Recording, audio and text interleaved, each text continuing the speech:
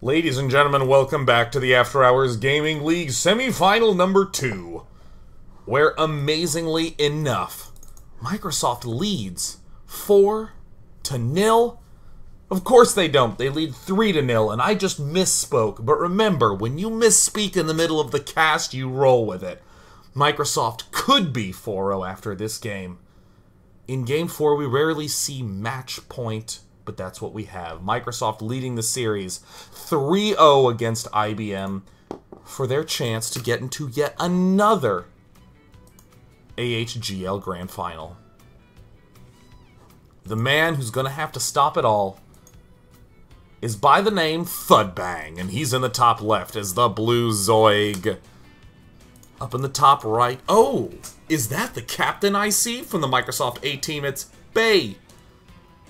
One of the regulars of the AHGL has been playing for 4 years now. Perhaps we should trace his career through Microsoft. How were you doing in Season 1? Do you continue to do well? Well, the paperclip is still there. Bay asking, do you guys all wear suits and ties? And of course Thudbang says every day, because these players know how to have fun.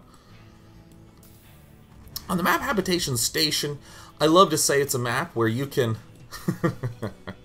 Same suit, or you have 5 identical ones. No, indeed, Bay. Everyone from Team IBM is a cartoon character that wears literally a plastic version of the same suit every single day. We're issued 5 identical suits on the day we're hired. Like little cartoon characters. We want to match. I like to say that this is a map where you can do a little bit of whatever you want, aggression at the start of the game in order to get this gold base up. This gold base is so juicy for pretty much everybody. But Terran's got to be careful because they don't really have that much early game defense.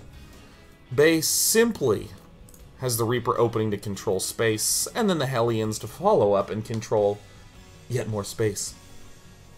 Now, of course, as I've said, I tend to see 6 and 7 game series since the playoffs began. But Microsoft has a habit of going 4-0 or 4-1. Hi, says Bay. And the drone got the hell out of there before he could say hi back. Much like when you have a crush in middle school. Girl's like, hey, and you're like, oh my god, I'm gonna go drown myself. And then when you're suddenly a million miles away, you have to open up your diary and say, what was I thinking? And thus, the birth of a supervillain. Thudbang is now going for an extractor, a spawning pool, the usual tenets to the Zerg early game. Occasionally, you'll see a Zerg player not get that early spawning pool and go for a third at the gold base. Because again, there's not really that much pressure that you're going to see other than the Reaper and the Hellion. Occasionally, you'll see Zerg players skip out on this extractor in order to get an early third. Because again, you're not really going to see that much other than the Reaper and the Hellion.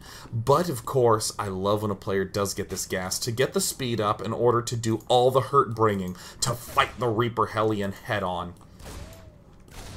Will any be picked off? Nice little control maneuver.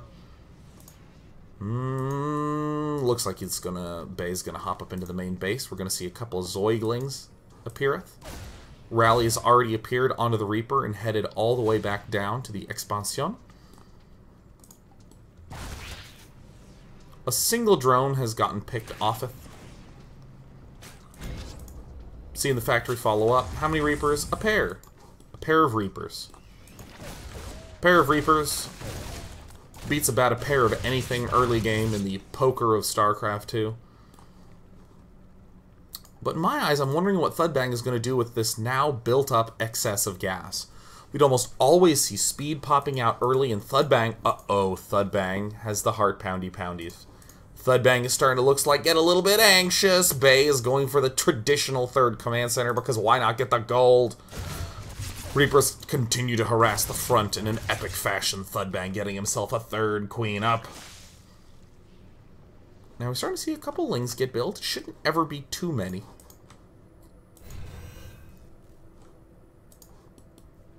Because the Reapers do that little split play, checking out everything that is going down. Oh my god, everything's going down on the map. He sees that there's no third base. And it looks like he's going for another factory. Ooh, this could be interesting. The Reaper gets up into the main base, and then he's going to see no layer. That is huge. He sees no layer. He sees no additional gas geysers. That means that the Zerg player is almost certainly gathering up resources to take an expansion. And of course, doing so means Thudbang's really only going to have Zerglings for defense, and now Bay's going to be going for the big Hellion play, the Blue Flame Hellion play. As Bay's scouting around, he's continuing to see, yeah, you haven't yet gone for that. Thudbang is now throwing down 3 more extractors. This is generally done in 2 circumstances. One, when you feel like you've messed up your opening build, or when you think, hey, I am definitely going to be going for Roach or some early bust. Baneling Nest getting planted, Lair getting planted. Could be a little bustaroo. Hellions getting produced. Ooh, wow. This is not a Blue Flame Hellion play from Bay. This is a mass Hellion play from Bay. This is almost guaranteed an indicator of a mech opening. Generally, we see players who do this in the early days of Wings of Liberty would lift these 2 factories, land them, and go for 2 factory tank. But that's sort of an outmoded style in the days of Wings of Liberty. Excuse me, in the days of Heart of the Swarm. Just due to the fact that the Spire units, the Mutalisks, are just so damn fast. Bay continues to roast all these Lings, and, I mean, he's not being shy about it at all. He's saying, dude, look, I have a second factory, okay? He is standing atop the hills. He is like someone who has just changed their relationship status on Facebook. I am in a relationship, okay? Everyone has to know. Get notified.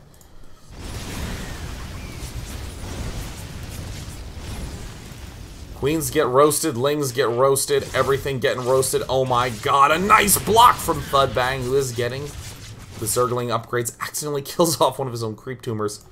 And in an extremely aggressive display of Terraning, it looks like Bay is, wow, actually not gonna go for any kind of factory mech play. He's instead going for a super Hellion Banshee. Oh my god, he's gonna have so many Hellions. This is an insane amount of Hellions. He's actually going to split these up into 2 control groups. We see Bay's starting to move forward. It's basically only Lings. There's no Spire units out. Oh my god! Zerglings just got surrounded by Hellions. What reality do we live in, Bay? Bay advances forward. He's going to be able to take out not 1, but 2 Queens, and he's moving forward. Oh no! Oh my god, Thudbang with the misread is now getting Hellions to death. Thudbang. Oh, he's fighting Hellions with drones. It's awful. Oh my god, Microsoft. Macro hard, Microsoft. 8 Mutalisks are on the way, and in it looks like 20 seconds they'll totally be able to help. I promise I'll be out in 15 seconds. Look, I just need 10 more seconds to pop out.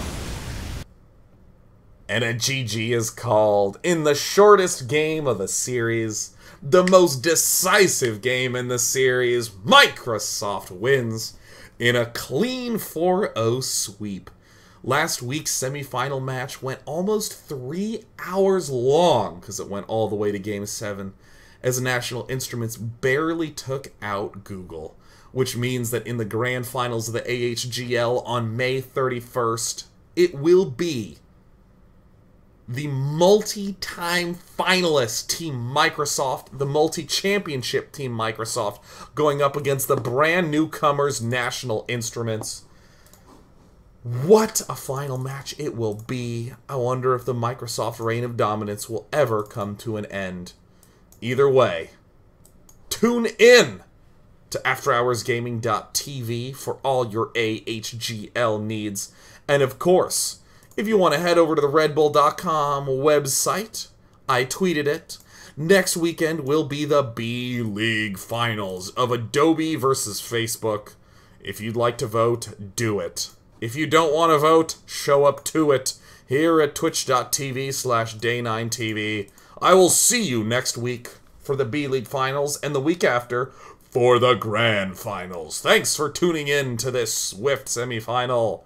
Have a good day.